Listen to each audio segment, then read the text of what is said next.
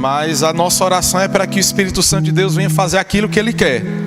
Amém? Porque se for da nossa própria vontade, se for com as nossas próprias palavras, eu posso até de repente trazer uma palavra aqui que pode te animar, te fortalecer, mas sem o Espírito Santo de Deus não vai servir de nada.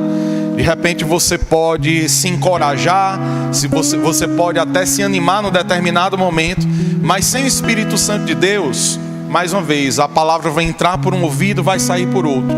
De repente você vai chegar na tua casa tendo que enfrentar as mesmas situações, mas mais uma vez, sem o Espírito Santo de Deus, você não vai conseguir superar. Sem o Espírito Santo de Deus, você não vai avançar, você não vai crescer, você não vai se desenvolver. Então, um momento como esse, igreja, é um momento de extrema responsabilidade. Trazer uma palavra aqui para toda a igreja, uma palavra que também está sendo compartilhada nos canais, nas mídias sociais, não é tão fácil assim, como muitos podem pensar. É uma responsabilidade muito grande. Por isso eu oro para que o Espírito Santo de Deus venha direcionar a minha vida, venha guiar as minhas palavras, direcionar até mesmo meus pensamentos, para que vocês possam receber, por mais uma vez, sem o Espírito Santo de Deus, nada, na verdade essa reunião nem faz sentido sem a presença dele nas nossas vidas. Por isso eu queria te pedir que você aí no teu lugar, com suas próprias palavras, por um breve momento, fechasse teus olhos. E eu queria que você orasse não somente por mim, mas eu também que você orasse por você e pela pessoa que está do teu lado, para que nós possamos ser alimentados espiritualmente agora nesse momento, amém? Feche teus olhos em reverência ao Senhor. Vamos orar?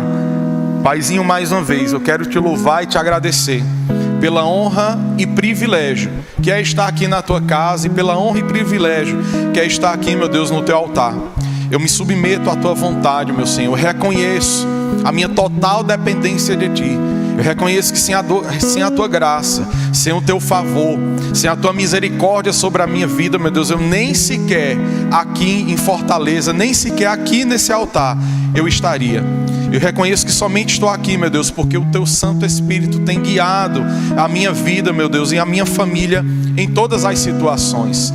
Eu oro, meu Deus, para que eu possa colocar as palavras certas em minha boca.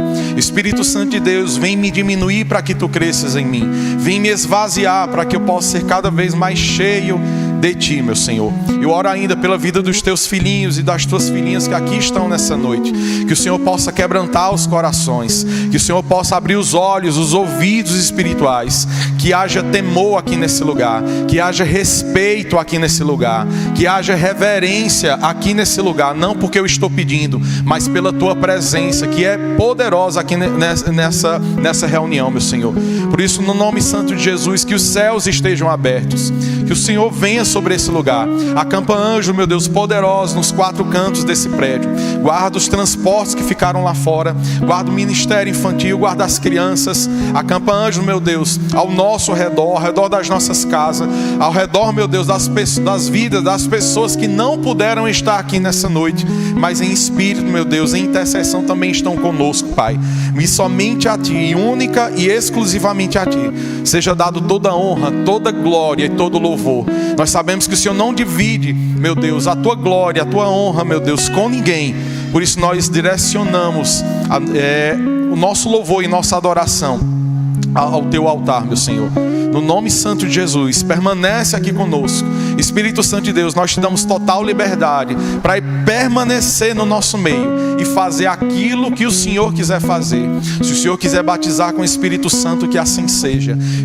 Se o Senhor quiser continuar manifestando os teus sinais, que assim seja, meu Deus. Em meio à ministração da tua palavra, mais uma vez, eu não quero impedir o teu agir. Vem, meu Deus, sobre as nossas vidas. Vem mais uma vez sobre cada um de nós. E assim que nós oramos e pela fé já te agradecemos. Em nome de Jesus. Amém. E graças a Deus. Amém. Você pode dar mais uma salva de palmas ao Senhor, que Ele merece.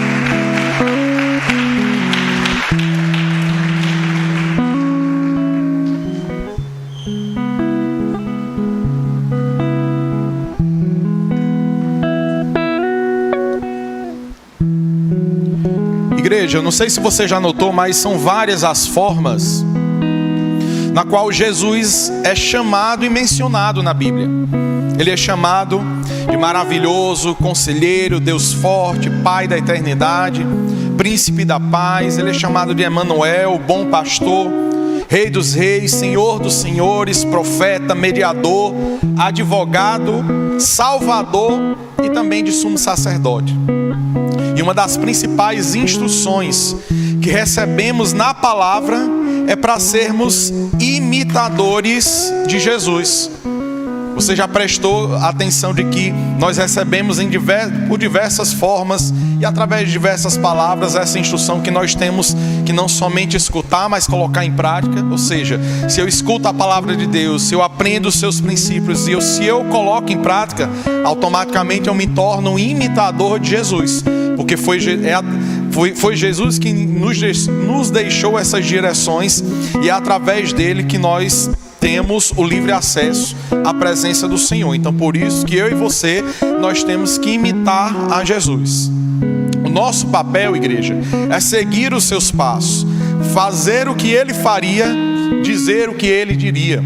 Tem até um livro e tanto o livro, mas através do livro fizeram um filme. Eu recomendo tanto os dois, tanto você assistir o filme como também você ler o livro, cujo título é o seguinte: Em seus passos, o que faria Jesus? Inclusive eu tenho um livro, na verdade eu estou com 2 lá em casa. Se você quiser fazer a leitura, eu posso lhe emprestar um. No final do culto você pode me procurar, vou ter o maior prazer de poder lhe emprestar. Então tanto o livro como o filme, eles retratam diversas situações onde essas situações nos fazem nos questionarmos. Nessa situação aqui, o que é que Jesus faria?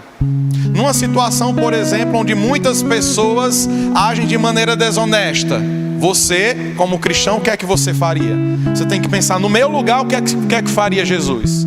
Se de repente você está andando de carro, a tua habilitação, então o teu carro está atrasado, a Polícia Federal te para.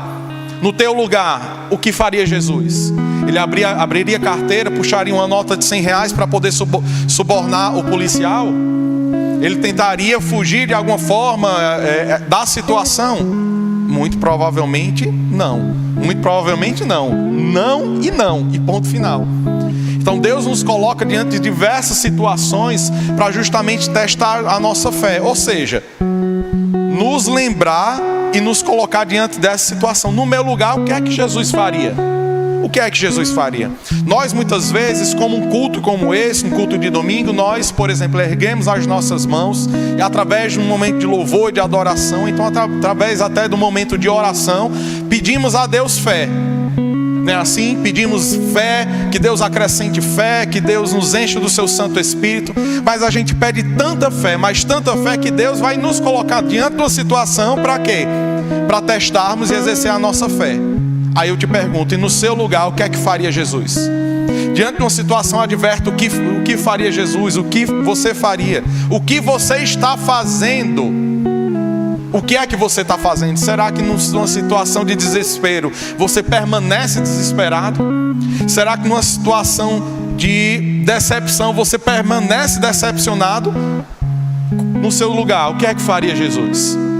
Então, como eu falei, uma das referências de Jesus, uma das formas que ele é chamado é de sumo sacerdote. Você pode até encontrar isso também na carta aos Hebreus. E já que temos que imitá-lo, o que é que nos impede? O que é que nos impede, igreja, de sermos sacerdotes de Cristo? O que é que tem me impedido? O que é que tem te impedido de se tornar um sacerdote de Cristo? Eu quero que você abra comigo no livro de Levítico, capítulo 21, versículo 16 em diante. Se você puder, abra na tua Bíblia. Eu sei que sempre coloca aqui no telão, mas abra a tua Bíblia e de preferência marca, destaca. Eu recomendo que você faça essa leitura posteriormente também na tua casa. De preferência estude. Aqui a gente aprende, escuta, mas a gente tem que manter o nosso relacionamento com Deus nas nossas casas, amém?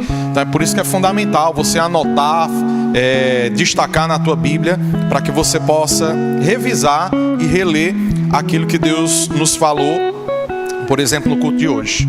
Então, o que é que nos impede de agir ou de ser como um sacerdote? Levítico capítulo 21, do verso 16 em diante, diz assim a palavra do Senhor. Disse mais o Senhor a Moisés: fala a Arão, dizendo: ninguém dentre os teus descendentes, por todas as suas gerações, que tiver defeito, se chegará para oferecer o pão do seu Deus. Pois nenhum homem que tiver algum defeito se chegará, como homem cego ou coxo, ou de nariz chato, ou de membros demasiadamente compridos. Verso 19: ou homem que tiver o pé quebrado, ou mão quebrada, ou for corcunda, ou anão, ou que tiver belida, ou sarna, ou indígenes, ou que tiver testículo lesado. Nenhum homem dentre os descendentes de Arão, o sacerdote, que tiver algum defeito, se chegará para oferecer as ofertas queimadas do Senhor. Ele tem defeito, não se chegará para oferecer o pão do seu Deus. Só até aí. A princípio pode ser uma palavra que difícil de entender, mas quando você estuda sobre os rituais no Antigo Testamento, você vê que existiam alguns requisitos, alguns pré-requisitos para que as pessoas pudessem servir como sacerdotes. Em primeiro lugar, nós temos que entender qual era a função sacerdotal. Ele era todo sacerdote, ele era um mediador entre os homens e Deus, que exerciam no tabernáculo alguns procedimentos ditos pelo Senhor através de Moisés, como descrito em Levítico. Então eu recomendo que você faça a leitura não somente desse trecho, mas de todo o livro de Levítico. Essa função era exercida inicialmente por Arão, irmão de Moisés, e seus filhos. Então quem foram os primeiros sacerdotes? Arão, como foi levantado como sumo sacerdote, o principal dos sacerdotes, e os seus filhos, que eram os seus auxiliares. Então, dentre eles, Arão era o principal, ou seja, ele era tido como sumo sacerdote. Repete comigo: sumo sacerdote. Sumo sacerdote. Quem foi o primeiro sumo sacerdote? Arão, o irmão de Moisés. Então, somente Arão, como sumo sacerdote, somente ele tinha acesso ao Santo dos Santos, que era o lugar onde ficava a Arca da Aliança. Não eram todas as pessoas, nem todos os sacerdotes que tinham acesso ao Santo dos Santos, que ali estava a Arca da Aliança, que simbolizava e manifestava, é claro, a presença do Senhor. E como Jesus se ofereceu em sacrifício pelos nossos pecados, ele também se tornou o sumo sacerdote, pois através do seu sacrifício e por meio dele, hoje nós temos o livre acesso à presença de Deus. Repete comigo: através de Jesus, eu tenho livre acesso à presença de Deus. Você precisa de um pastor para poder acessar a presença de Deus hoje? Sim ou não? E graças a Deus que não. Por quê? Porque através da morte e do sacrifício de Jesus, o véu se rasgou de alto a baixo, simbolizando e manifestando: através do meu sacrifício, eu te concedo livre acesso à presença do Senhor. Mas o problema, igreja, é que mesmo com esse livre acesso, poucas pessoas valorizam a presença do Senhor e poucas pessoas têm buscado realmente a presença de Deus como deveríamos buscar. No Antigo Testamento era somente quem podia se achegar ao Santo dos Santos, era uma pessoa só. E hoje eu, você, em casa, no trabalho, onde quer que estejamos, nós temos o livre acesso à presença de Deus. Mas eu lhe pergunto: será que a gente realmente tem valorizado e buscado a presença de Deus? Será que temos valorizado esse livre acesso que o Senhor Jesus Cristo nos concedeu? Mas afinal, o que é que nos impede de ser como um sacerdote? A palavra que lemos em Levítico se aplica perfeitamente à nossa realidade, mas é claro, de forma espiritual. Porque você viu que no livro de Levítico, para exercer uma função sacerdotal, uma pessoa, por exemplo, um homem que tivesse algum defeito físico, alguma deficiência física, ele não estava apto para poder servir ali no templo do Senhor. Mas é claro que isso não se aplica à nossa realidade hoje. Não se aplica à nossa realidade, mas na verdade se aplica sim, mas quando entendemos esse princípio através de um olhar espiritual. Então vamos lá. Nós lemos no versículo 18 que um homem cego, ele não podia servir na casa do Senhor. Então o primeiro ponto que eu quero destacar aqui nessa noite: o que é que me impede de ser como sacerdote? Em primeiro lugar, não ter visão. Repita comigo: não ter visão. Não ter visão te impede de agir, de ser como sacerdote. Pessoas cegas não podiam exercer o sacerdócio. Um cego certamente teria dificuldade de seguir tudo que o sacerdote tinha que fazer, ou seja, todos os rituais. Mais uma vez, estude um pouco mais sobre como eram os rituais ali dentro do templo do Senhor, que você vai entender um pouco mais sobre isso. Eu não quero trazer ou então frisar muito sobre esse detalhe, mas eu quero trazer aqui nessa noite como isso se aplica para a nossa realidade espiritual. Então, como é que isso se aplica, essa questão de não ter visão, como é que isso se aplica às nossas vidas? Não ter visão é não ver pela fé o que Deus pode e quer fazer em nós e através de nós. Vocês prestaram atenção nisso? Não ter visão é não ver pela fé o que Deus pode e quer fazer em nós e através de nós. Não ter visão, igreja, é como colocar tampões em nossos olhos, ou até mesmo barreiras que nos impedem de enxergar além do que podemos ver, além do que Deus quer que nós vejamos. Eu não sei se no decorrer da tua caminhada cristã você prestou atenção, mas antes de Cristo você tinha um olhar, e depois de Jesus você tem um olhar completamente diferente. Antes de Cristo nós poderíamos até nos compadecer de uma pessoa, mas depois de Jesus a compaixão é algo que deve ser manifesto todos os dias das nossas vidas. Então, quando eu não conheço Jesus, quando eu não tinha até então um relacionamento com Cristo, a minha visão era de uma forma, a nossa visão era de uma forma, mas através do contato com Jesus, ou seja, eu já tenho livre acesso à presença de Deus, eu busco a presença de Deus, e por buscar a presença de Deus, ele transforma o meu olhar. A minha forma de enxergar as coisas, as situações, até mesmo a minha esposa, os meus filhos, o mundo ao meu redor, a situação política, as pessoas, o meu emprego, toda a realidade eu passo a enxergar de maneira diferente, porque eu passo a olhar com os olhos de Jesus Cristo. Aí eu volto para aquilo que eu falei lá no início. No seu lugar, como enxergaria Jesus? No seu lugar, como Jesus enxergaria uma pessoa que está cometendo determinado tipo de pecado? Enxergaria sim com olhos de misericórdia, mas ao mesmo tempo enxergaria com os olhos que te fizessem chegar até a pessoa para dizer: ó, esse não é um caminho correto. Esse não é um caminho correto de você seguir. Então, com olhos de amor, você chega para a pessoa e tenta, através da presença do Espírito Santo, endireitar o caminho dessa pessoa. Então temos que enxergar não apenas com os nossos olhos naturais, mas também e principalmente com os olhos espirituais. Quando passamos a enxergar com os nossos olhos espirituais, mais uma vez, a nossa percepção de mundo, ela muda completamente. Muda completamente quando você tem um relacionamento com Jesus Cristo. Então que o Senhor Jesus nessa noite, Ele possa abrir, igreja, os nossos olhos espirituais, e que Ele faça cair dos nossos olhos tudo aquilo que nos impede de ver com os olhos da fé, em nome de Jesus. Preste atenção, por exemplo, se você se lembra da história do apóstolo Paulo. Paulo estava indo até Damasco com uma carta de autorização para poder prender os cristãos ali da época. Ele tem um encontro com Jesus, mais uma vez, quando temos um encontro verdadeiro com Jesus, tudo muda ao nosso redor. Paulo estava indo a Damasco para poder prender cristãos. Ele tem um encontro com Jesus, a sua vida a partir daí ela muda completamente.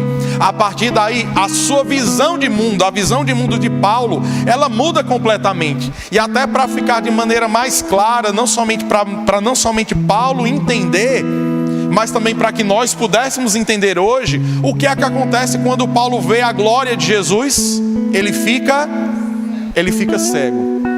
fica cego por 3 dias. Deus manda um profeta para poder ir até ao encontro de Paulo, orar, impor as mãos sobre a vida dele. Naquele momento, algo como que escamas dos olhos de Paulo caem. Ele passa a enxergar de uma maneira completamente nova e completamente diferente. Em 3 dias, igreja, a visão do apóstolo Paulo, ela muda completamente. Ele tinha uma visão de mundo, mas ele tem um encontro com Jesus e a visão de mundo dele muda completamente. Aquele que estava a ponto de prender pessoas, 3 dias depois já estava manifestando o amor de Jesus Cristo. 3 dias depois estava pregando o reino de Deus. 3 dias depois, após o encontro sobrenatural com o Senhor, a sua visão de mundo, ela muda completamente. É isso que acontece quando temos um encontro verdadeiro com Jesus. Nossa visão de mundo muda. Não tem como não mudar. Não tem como não mudar. Eu desafio qualquer pessoa que teve um encontro sobrenatural com Jesus e dizer: não, a minha vida não foi transformada. É mentira. Se é um encontro poderoso, se é um encontro sobrenatural, verdadeiro, sincero, não tem como você não ter uma visão completamente nova, restaurada e transformada, porque é isso que Deus faz nas nossas vidas. Enxergamos de uma forma, mas temos um encontro com Jesus, a nossa visão de mundo, ela muda completamente. Então, o primeiro ponto, o que é que me impede de ser como sacerdote? Não ter visão. O primeiro ponto, não agir. Pessoas aleijadas e com pé quebrado também não podiam ser sacerdotes. O mundo espiritual, igreja, entenda isso. Sei que todos aqui são maduros, são pessoas maduras, mas vale a pena frisar. O mundo espiritual é movido por atitudes. O mundo espiritual é movido por atitudes. O que fazemos ou deixamos de fazer reflete no mundo espiritual. As coisas que você assiste na sua casa refletem no mundo espiritual. As músicas que você escuta refletem no mundo espiritual. As palavras que saem da tua boca refletem no mundo espiritual. As tuas atitudes no teu trabalho refletem no mundo espiritual. Aquilo que você faz quando a sua esposa não está do seu lado reflete no mundo espiritual. Tudo que nós fazemos, igreja, reflete no mundo espiritual. Tanto pode refletir para que você possa crescer espiritualmente diante da presença de Deus, tanto pode refletir também quanto às brechas que de repente você abre através de filmes, através de músicas, através de comportamentos, através de atitudes. Então, se você não prestar atenção, achar que tudo é normal, que tudo é natural, que não tem nada a ver, que isso é normal, é mentira do inimigo. Essa história, mas é tudo normal, a Bíblia precisa ser atualizada, isso é a maior mentira do mundo. A Bíblia não precisa ser atualizada. Quem precisa ser atualizada é eu e você, através do Espírito Santo. A Bíblia não precisa ser mudada, ela precisa ser seguida. A Bíblia não precisa ser atualizada, precisa ser obedecida. Se há um princípio, se é através da palavra do Senhor, eu tenho que me submeter à vontade dele e ponto final. Assim como os meus 2 filhos aqui, eles têm que me obedecer, porque se não obedecer, chegando em casa eu dou um puxãozinho de orelha santo neles. Com Deus é da mesma forma. Deus manda e os seus filhos devem obedecer. Então o mundo espiritual é movido por atitudes. Aquilo que você tem feito ou deixado de fazer está refletindo nesse exato momento no mundo espiritual. Enquanto, por exemplo, você pensa, que palavra chata, isso atua no mundo espiritual. Mas se de repente você está escutando, por exemplo, a palavra de Deus, se você pega a tua Bíblia para poder ler, meditar na palavra do Senhor, mas quando você vai até a presença dele com uma fome, com um desejo tão intenso, a tua fome, a tua sede, o teu desejo intenso de buscar a presença de Deus, reflete no mundo espiritual. Não tem como não refletir, igreja. Modifique pelo menos 5 minutos a mais de busca da presença de Deus no teu dia a dia, como você já vai ver algo sendo transformado através do teu dia a dia na presença de Deus. 5 minutos só. Se 5 minutos podem transformar uma vida, imagine 10, imagine uma pessoa 100% compromissada com os princípios e os mandamentos do Senhor. Tudo muda. Não somente a visão, mas as nossas atitudes vão refletir no mundo espiritual. A própria palavra, a oração, orar mais ação. Ou seja, nós temos que orar, mas também temos, igreja, que ir à luta. Você tem que ter uma vida de oração. A tua vida de oração vai ser o teu alicerce. Mas arregaçar as mangas, ir à luta, trabalhar, correr atrás de um emprego, buscar uma nova oportunidade, estudar, batalhar, para não permanecer na inércia, é tua obrigação, não é obrigação de Deus, não. Se Deus já te deu saúde, se Deus já te deu condições, se Deus ele restaura a tua saúde, renova a tua saúde, renova o teu ânimo, você acha que é só para você ficar em casa de braços cruzados ou então se balançando numa rede, sendo soprado e balançado pelo vento do Espírito? Ei, o vento do Espírito não é para isso, não. O vento do Espírito é para nos dar uma direção. Então quando o Espírito Santo dá uma direção, você tem que seguir, obedecer, mas você tem que fazer a tua parte, você tem que agir. Você tem que agir, igreja. Êxodo 14, 15 diz assim, não precisa abrir, só preste atenção, olha o que está escrito, Êxodo 14, 15. Então disse o Senhor a Moisés: por que clamas a mim? Aí eu pergunto para vocês, esse era o momento do povo de Deus e de Moisés, estando ali atrás o exército de Faraó, na frente o mar. Era um momento de clamar? Era um momento de interceder? Era um momento de se reclamar? Não, era um momento de agir. O momento era de agir. O próprio Deus diz: por que é que você clama a mim? Dize aos filhos de Israel que marchem. Deus está dizendo para muitas pessoas aqui nessa noite: meu amigo, é hora de marchar. Você tem que continuar, não é deixar de orar, é continuar orando, mas continuar marchando, avançando. O povo de Deus não deve retroceder, muito pelo contrário. É nossa obrigação, igreja, avançar. É nossa obrigação marchar. Se nós temos o Espírito Santo de Deus agindo em nós, através de nós, se a própria Bíblia diz que maior é o que está em nós do que o que está no mundo, por que é que a gente não avança? Por que é que a gente permanece inerte, sem fazer nada, sem progredir, sem avançar, sem prosseguir? Não. Nós temos que ser o povo mais diferente do mundo, sim. As pessoas têm que olhar para nós e enxergar pessoas diferentes, sim. Pessoas honestas, trabalhadoras, que dão bom exemplo, que dão bom testemunho. Mas isso requer o quê? Atitude, não é só oração, não.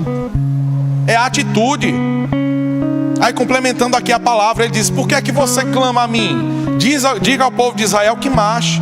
E tu, Moisés, levanta a tua vara, estende a mão sobre o mar e fende-o, para que os filhos de Israel passem pelo meio do mar em seco. Não era o momento de clamar, era o momento de agir. Então, para muitas pessoas, Deus está dizendo aqui nessa noite: não é o momento de clamar. Não é o momento de clamar. Você vai manter o teu alicerce, ou seja, a tua vida de oração, mas é o momento de agir. Você tem que fazer alguma coisa, pelo amor de Deus, igreja. Pelo amor de Deus, faça alguma coisa. Você quer a mudança na tua vida, na tua área financeira? Faça alguma coisa. Você acha que vai bater alguém na tua porta te dando uma oportunidade para você ganhar 10 vezes mais? Não. Estude, se prepare, faça aquilo que outras pessoas não estão fazendo. Enquanto muitas vezes você para aí 1 a 2 horas para poder assistir série, filmes, fazendo coisas, eu não estou dizendo que você não pode fazer. Mas enquanto tem pessoas que aproveitam o seu tempo para poder estudar mais que você, para poder treinar mais que você, para poder se preparar mais que você está perdendo tempo. E acha que é só vir para cá, para a igreja, levantar as mãos, pedir uma ação sobrenatural de Deus e tudo vai ser resolvido. Deus, Ele tem poder para mudar as nossas vidas? Tem. Mas Ele nos dá força, nos dá ânimo, nos dá direção para que nós possamos prosseguir. Então faça alguma coisa. Faça alguma coisa, em nome de Jesus. Então não é um momento para muitas pessoas clamarem, é um momento para agir. Terceiro ponto, o que é que nos impede de ser como sacerdote? Não crescer. Um homem anão, ele não podia servir como sacerdote. Fazendo uma ligação dessa instrução com os dias de hoje, essa passagem, igreja, ela se refere a pessoas que não crescem espiritualmente. Pessoas que não crescem espiritualmente. São pessoas que pelo tempo que têm de igreja, pelo tempo de conversão, já deviam ser pessoas maduras. São pessoas que insistem em tomar leitinho na mamadeira, quando já era para estar comendo baião de 2. Muitas pessoas já era para estar de um nível para outro, mas permaneceu inerte. Por quê? Se contenta com os cultos de domingo, acha que é só o culto de domingo voltar para casa, quando não é. Quando você pensou, quando você viu na Bíblia que é só buscar a presença de Deus uma vez por semana e tudo vai estar resolvido? Me mostra aqui na minha Bíblia, na sua Bíblia, na tua tradução. Tem alguma passagem, alguma orientação, alguma coisa desse tipo? Não. A Bíblia nos ensina a buscar em primeiro o reino de Deus e sua justiça, para que as demais coisas não sejam acrescentadas. Buscar em primeiro lugar, ou seja, a primeira coisa que eu tenho que fazer todos os dias da minha vida é o quê? É buscar a presença de Deus. Então tem pessoas que não crescem espiritualmente porque permanecem espiritualmente de braços cruzados. Uma situação, igreja, que aconteceu quando eu tinha mais ou menos a idade aqui do meu filho mais velho. Eu tinha mais ou menos de 11 para 12 anos. E eu fui, ainda lá em Juazeiro do Norte, eu fui para a casa de um amigo, chamar ele para poder sair, para a gente brincar. E eu vi uma cena que eu nunca esqueci. Eu já estou com 36 anos e depois de 20 e poucos anos eu nunca esqueci. Eu cheguei lá na casa desse meu amigo, a gente já grandinho e tudo mais, ia chamar ele para poder sair para brincar. E quando eu chego, era tipo perto da hora do almoço. Aí, esse meu amigo, ele era magrinho e tudo mais. Às vezes ele dava um trabalho para comer. E uma situação uma das mais estranhas que eu vi na minha vida. A mãe dele botou ele no colo, pegou o prato e começou a dar na boca dele. Eu fiquei só olhando assim. E eu pequeno, eu já achei aquela situação muito estranha. Porque se eu chegasse em casa e visse minha esposa com esse caboclo aqui de 12 anos no colo dela e ela dando de comer na boquinha dele, eu digo, não, conserte isso aí, que isso não está certo não. Espiritualmente tem pessoas que estão do mesmo jeito. Do mesmo jeito. Não cresceram espiritualmente. Pessoas com 5, 10, 15, 20 anos de conversão, mas com as mesmas palavras, as mesmas reclamações, as mesmas dificuldades. Por quê? Não cresceram. Não cresceram. É por isso que a gente tem que tomar cuidado, igreja, para que a religiosidade não tome conta das nossas vidas. Tem pessoas que são religiosas demais, mas viver em santidade, viver em comunhão que é bom, não buscam. Ou seja, não crescem espiritualmente. Espiritualmente existem muitas pessoas dessa forma. Não crescem, não desenvolvem espiritualmente. Olha o que é que o apóstolo Paulo nos dá uma cajadada bem de leve. Ele diz assim, 1 Coríntios capítulo 3, do verso 1 em diante. E eu, irmãos, não vos pude falar como a espirituais, mas como a carnais, como a criancinhas em Cristo. Imagina só, na época, 2000 anos atrás, o apóstolo Paulo escreve uma carta e de repente uma pessoa ali, o responsável ali daquela comunidade ali em Coríntio, começa a ler a carta e ele começa a dizer, eu estou escrevendo aqui não como a espirituais, mas pessoas carnais. São pessoas carrancudas, velhas, mas estão agindo espiritualmente como criancinhas. Tome lapada, tome cajadada da parte do tio Paulo sobre a vida deles. Aí ele complementa, o leite vos dei por alimento e não comida sólida. Já era para eles estarem recebendo outro tipo de alimento espiritual, mas por não crescerem, permaneceram ali no leitinho. Porque não podeis suportar, nem ainda agora podeis, porquanto ainda sois carnais. Pois havendo entre vós inveja e contendas, não sois porventura carnais? E não estáis andando segundo homens? Aqui Paulo falou justamente para esse tipo de cristão, as pessoas que não crescem espiritualmente, não cresceram espiritualmente. 1 Pedro, o apóstolo Pedro também fala sobre isso. 1 Pedro 2, verso 1 diz assim, deixando, pois, toda malícia, todo engano e fingimentos, invejas e toda maledicência, desejai. É algo que tem que partir de nós. Desejai, atitude, vamos lá, se move, faz alguma coisa. Pelo amor de Deus, sai dessa tua inércia. Deseja como menino recém-nascido puro leite espiritual, a fim de por ele crescerdes para a salvação. Não é permanecer, tomar o leitinho e ficar 30 anos recebendo as mesmas mensagens, ficando de carinha feia, então de carinha emburrada, quando o teu líder ou o teu pastor te der uma palavra de exortação.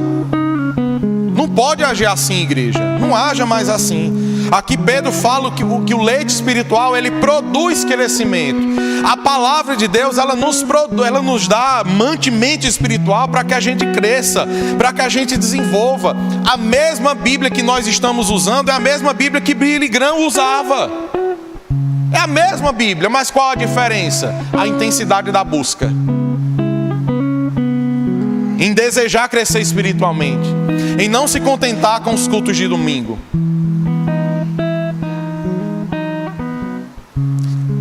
Prestaram atenção que quando nós recebemos palavras de exortação, poucas vezes escutamos um glória a Deus e aleluia.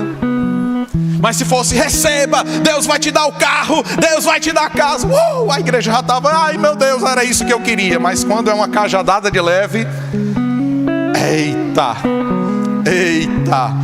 Igreja, essa palavra é primeiramente para mim também, tá? Eu sou apenas um instrumento.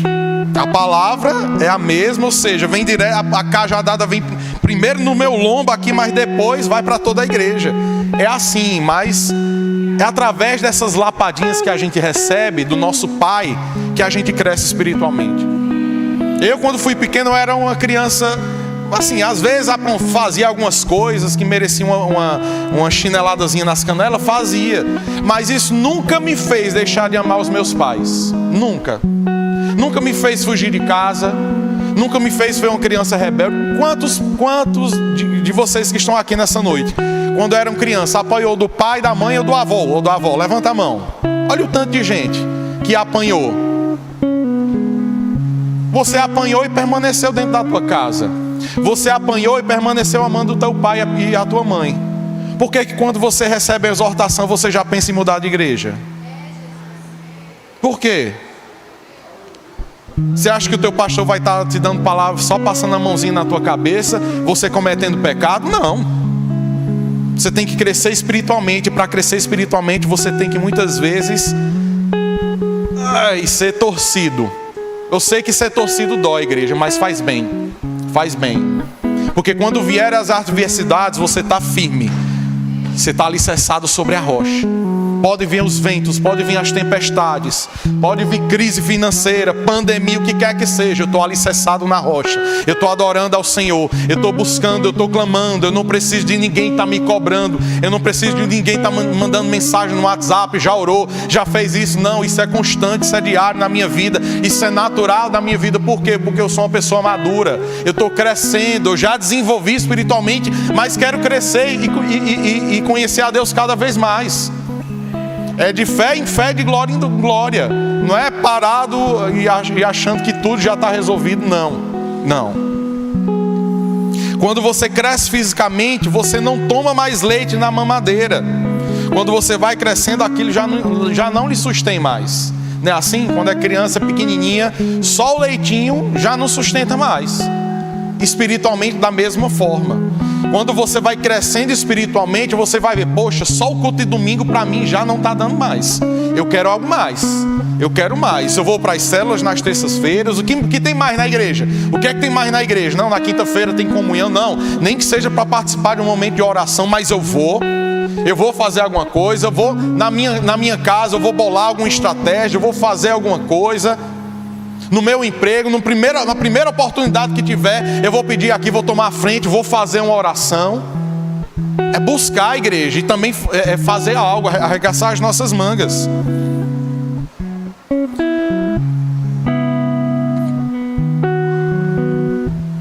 Pessoas que crescem, amadurecem na fé,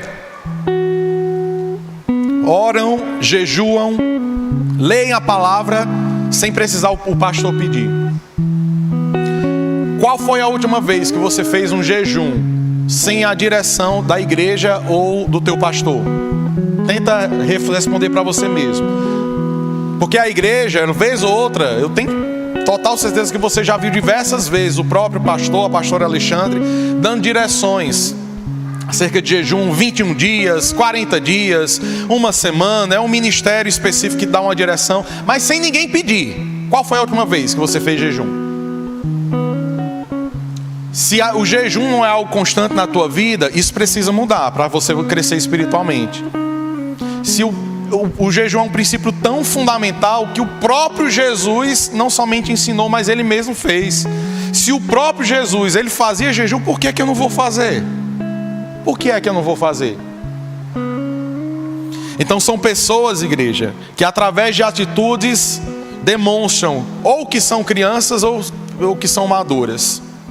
Aí eu lhe pergunto, que tipo de pessoa você tem demonstrado ser para Deus? Que amadureceu na fé ou que é um bebezinho espiritual?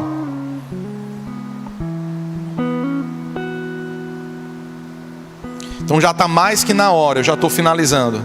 Já está mais que na hora de muitos amadurecerem espiritualmente. Chega de tomar leitinho, igreja. Você tem que desejar alimento sólido. Chega de se contentar somente com 1, 2 horas na presença de Deus. Você tem que buscar cada vez mais a presença de Deus todos os dias, constantemente. Então siga o sumo sacerdote, que é Jesus, avance, cresça, enxergue com os olhos da fé e tenha atitude. 1 Pedro capítulo 2, verso 9 diz o seguinte, preste atenção, você não é pouca coisa. Você não é pouca coisa não. Nós somos aquilo que a Bíblia diz que nós somos. E 1 Pedro capítulo 2, verso 9, você que se sente para baixo, você que se pensa, eu não sou nada, nada na minha vida dá certo. Olha como é que Deus te enxerga. Mas vós, todos nós sois geração eleita, sacerdócio real, nação santa e povo adquirido, para que anuncieis as grandezas daquele que vos chamou das trevas para a sua maravilhosa luz. Aleluia, glória a Deus por isso. Você pode aplaudir ao Senhor, que Ele merece. Você não é pouca coisa não. Você é sacerdócio real, nação santa. Aleluia. Nós já temos o título de sacerdócio real. Cabe a nós exercermos esse cargo, essa função que nos foi dada pelo próprio Senhor Jesus. Amém? Guarda essa palavra, igreja, no teu coração. Mas coloque em prática. Começa assim, 5 minutinhos a mais. Você vai ver como as coisas elas começam a mudar na tua vida, começam a se encaixar. Aquilo que estava fora do lugar, o Espírito Santo de Deus começa a organizar. Aquilo que estava desordenado, Deus coloca em ordem.